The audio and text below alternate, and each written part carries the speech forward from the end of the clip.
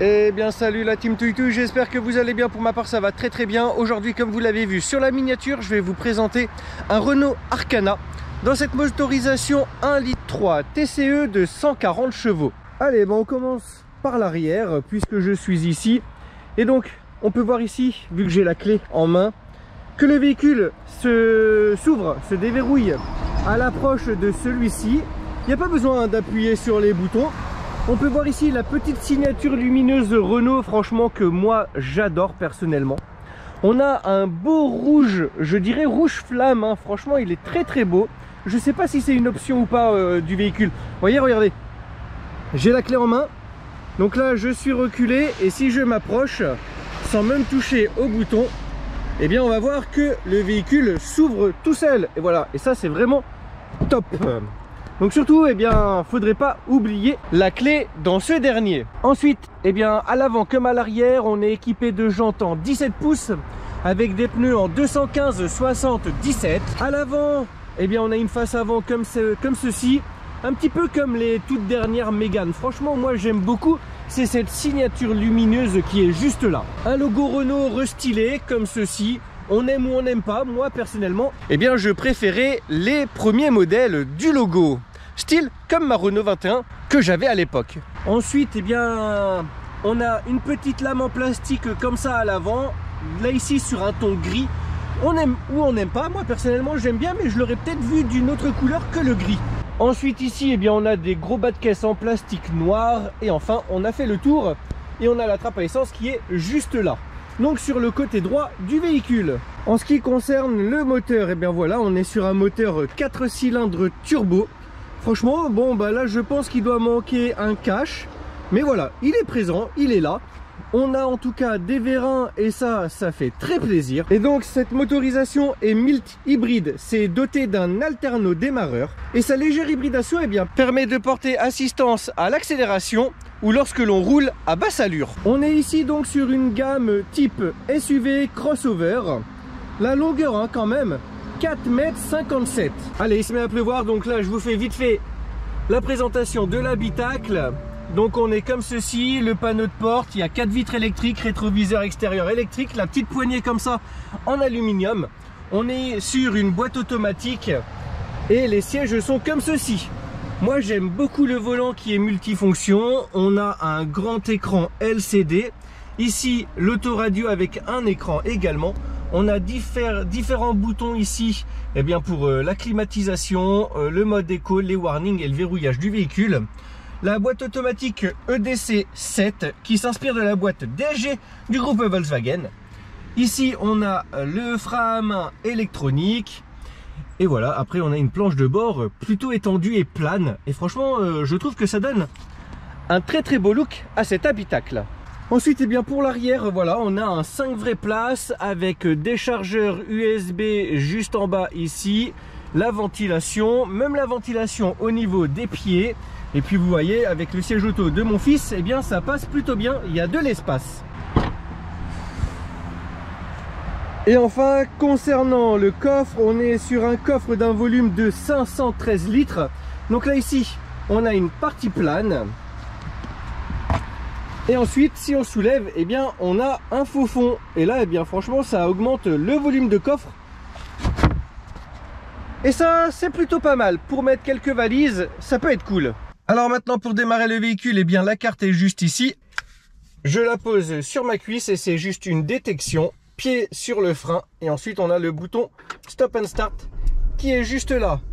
Donc on peut voir ici qu'on a un beau petit GPS. On peut connecter le téléphone. Et ensuite, on a également une caméra de recul avec des détecteurs tout autour du véhicule. Alors je m'excuse d'avance, hein, si le véhicule est sale, je l'ai récupéré hier, je m'en suis servi pour aller en déplacement en Charente-Maritime et je dois le rendre là pour moi dans quelques heures, donc j'ai pas eu le temps vraiment de le nettoyer pour faire la vidéo, je suis un petit peu à court de temps. Ensuite ici, eh bien, on va avoir un bouton pour changer le mode d'affichage du tableau de bord, donc on va avoir ce mode d'affichage comme ceci. Ça va être très limité, hein. Ce que j'aime bien par contre dessus, c'est qu'ici on va avoir le véhicule, on va avoir des points à chaque fois que quelqu'un s'installe. Et regardez, là il y a le point vert parce que j'ai mis la ceinture, et si je détache la ceinture, le point passe au rouge. Donc ça, c'est un très bon indicateur. Ensuite, on est équipé de phares automatiques. Honnêtement, j'ai essayé hier, c'est quelque chose que je n'apprécie pas du tout. Je sais pas comment se fait la détection, mais à de nombreuses fois quand le véhicule était en plein phare, les usagers en face étaient complètement éblouis et ça ne passait pas en mode de croisement automatique. Donc ça, franchement, personnellement, je ne l'utiliserai pas. Ensuite, on a ici les kilomètres parcourus, on a ici le kilométrage de la motorisation. D'ailleurs, on peut voir 5735 km. Et oui, le véhicule est neuf, il est du mois de juin 2024. À l'heure où je fais cette vidéo, il a 3 mois, même pas. Et enfin, en bas, ici, on peut voir donc les traits pour la réserve de carburant, un réservoir qui fait 50 litres. On peut voir une autonomie restante de 600 km et le trait rouge qui indique le niveau de la réserve. Les différents commodos au niveau du volant, ici pour le limiteur de vitesse, régulateur de vitesse, plus ou moins par rapport à la vitesse que l'on souhaite. Ici, on fait un rappel à 0. Ici, donc là, encore un autre mode d'affichage pour changer. Donc là, cette fois-ci, on est comme ceci avec une aide à la trajectoire. Aide à la trajectoire qu'on va pouvoir activer ou désactiver juste ici. Ici, on va avoir la luminosité du tableau de bord et ici, le réglage des phares à l'avant, donc en hauteur. On peut voir également ici qu'il y a le voyant P pour parking. Donc que je vais pouvoir désactiver en restant appuyé vers le bas. Et ensuite, pour l'activer, il suffit de lever la commande comme ceci. Ensuite, donc je me remets sur ce mode. Moi, j'aime bien celui-ci parce que ici, on va avoir les tours minutes et la zone verte ici pour le mode éco. Et là, enfin, avec les flèches ici, on va pouvoir afficher différentes informations. Donc là, la pression des pneus. Ici, l'éco monitor. C'est pas quelque chose que j'utilise personnellement. Ici, on va tout effacer. Ensuite, ici, on va avoir la consommation aux 100 km. Et ici, la distance parcourue du véhicule. Voilà, et on aura fait le tour pour les menus. Donc ici, on peut le mettre à 0 en faisant OK pendant 3 secondes. Et on réinitialise et ensuite, on va pouvoir recalculer la consommation moyenne aux 100 km. Ensuite ici, pour la climatisation, le dégivrage avant, arrière, la climatisation, le recyclage de l'air dans l'habitacle. On tourne les boutons ici, on peut choisir la vitesse de ventilation. Ici, on va avoir la température que l'on va pouvoir choisir. Et ici, alors hop, je vais vous montrer comme ça. Ici, on va pouvoir régler donc la température que l'on désire. Et ici, on va pouvoir choisir les modes où est-ce que l'on souhaite envoyer la ventilation. Donc les pieds, pieds et tête, tête, dégivrage au niveau des pieds. Et après, dégivrage global. Allez, bien maintenant, on va partir pour un petit essai routier. Hop. Alors, une chose que je regrette sur ce véhicule, c'est que lorsque l'on essaye de se garer, le rétroviseur extérieur droit ne se rabaisse pas pour voir les trottoirs. Et ça, c'est un petit peu dommage, parce qu'on est quand même dans un véhicule qui est assez haut. Et donc ça, c'est un petit peu problématique. Il faut vraiment avoir le bon galbe pour savoir où est-ce que l'on se place. Le rétroviseur également de l'habitacle ici, n'est pas électrochrome. Donc c'est avec une tirette juste là que l'on peut passer en mode nuit ou en mode jour. Alors quelque chose que je n'aime pas trop sur ce véhicule, c'est le stop and start. Ici je m'arrête, voilà, et là le véhicule s'est arrêté. Et donc pour un véhicule turbo compressé, ça c'est vraiment quelque chose qui permettra de le dégrader rapidement. Et oui, tout simplement parce que lorsque l'on a un turbo, il faut absolument que l'huile puisse refroidir le turbo. Et si vous sollicitez le véhicule et que vous vous arrêtez comme ça à un céder le passage ou un stop ou quelque chose comme ça, malheureusement en fait le turbo lui va tourner. Vu qu'il y a le stop and start, le moteur lui va s'arrêter. Et qu'est-ce qui va se passer? Il n'y aura plus d'huile pour alimenter le turbo. Et donc là on va aller vers des casses prématurées. Et ça c'est vraiment pas ouf. Le Renault Arkana, franchement il est super à conduire, mais moi personnellement c'est pas un véhicule que je souhaiterais posséder. C'est certes joli, mais là en fait dans cette version 140 chevaux, je trouve que ça manque quand même un petit peu de peps. Par contre, en termes de consommation, c'est vrai que par rapport à son réservoir de 50 litres, on a une conso aux alentours de 6 litres au 100, ce qui n'est vraiment pas mal du tout. Ensuite, j'ai pu essayer J'ai pu essayer hier l'aide à la conduite, l'aide à la trajectoire. J'avoue que c'est un petit peu surprenant lorsqu'on ne l'a jamais utilisé et que l'on se rapproche en fait de la ligne blanche. Et bien en fait on sent la direction se durcir et nous ramener vers le centre de notre voie. C'est assez troublant, je dois l'avouer, mais ça peut peut-être servir à certaines personnes.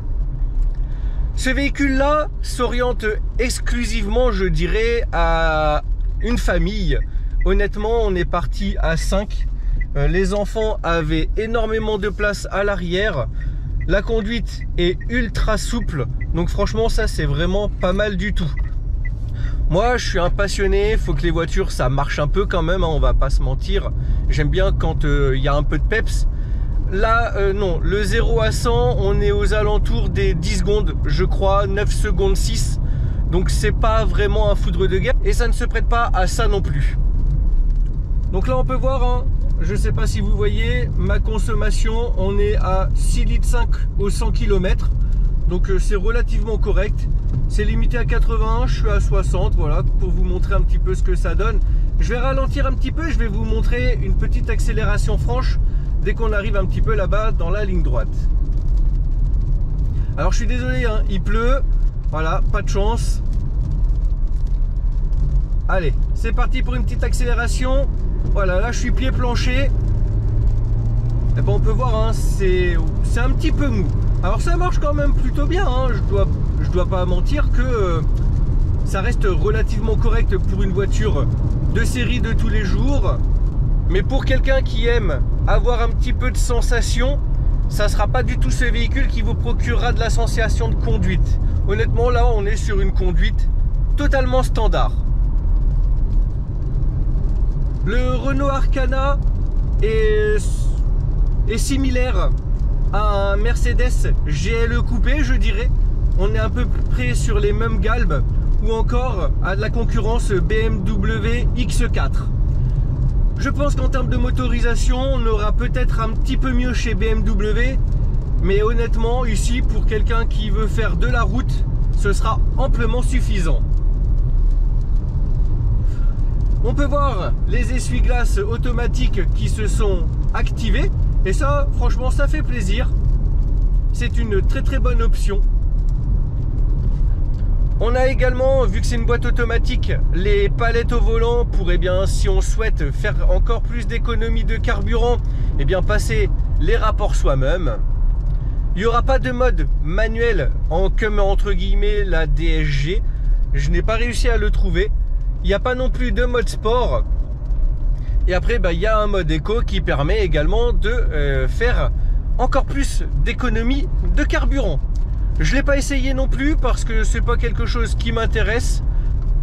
Et enfin, eh bien, on a une plutôt bonne assise. Le comportement routier, les amortisseurs sont assez fermes.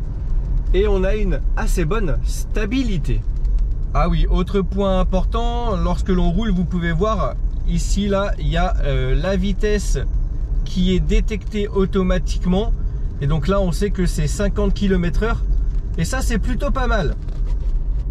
Ça pourrait permettre d'éviter d'avoir un doute sur à combien est limitée cette portion de route. Et bien de pouvoir éviter de se prendre des amendes. Donc ça, franchement, c'est une option plutôt intéressante.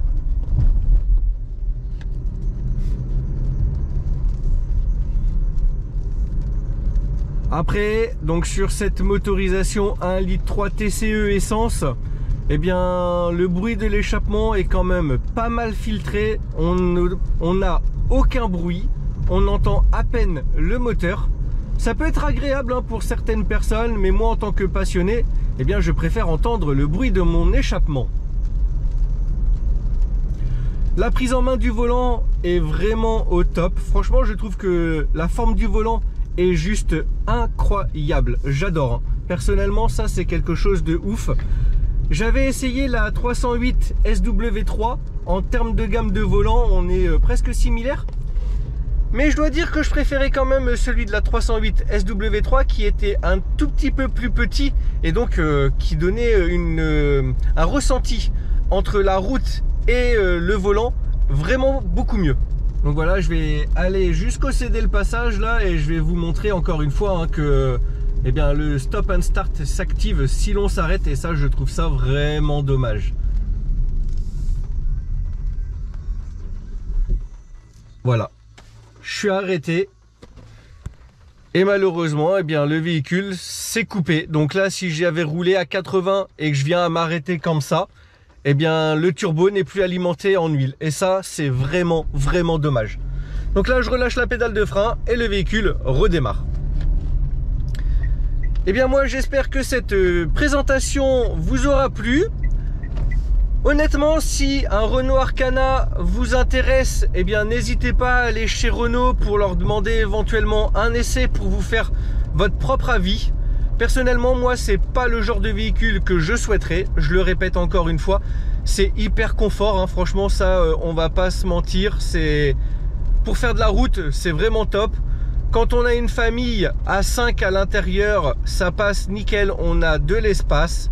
Moi, hier, les enfants, franchement, ils étaient très bien à l'arrière, très bien assis. Et si cette vidéo vous a plu, eh bien n'hésitez pas à mettre un maximum de pouces bleus, à vous abonner si ce n'est pas déjà fait, eh bien pour avoir les informations sur moi, mes véhicules, le partage de la passion lorsque je vais sur des rassemblements automobiles. Je présente également tout ce qui me passionne, dont le bricolage. Et puis bah, si vous voulez retrouver également des essais comme celui-ci. Allez, moi je vous dis à la prochaine, portez-vous bien, ciao bye.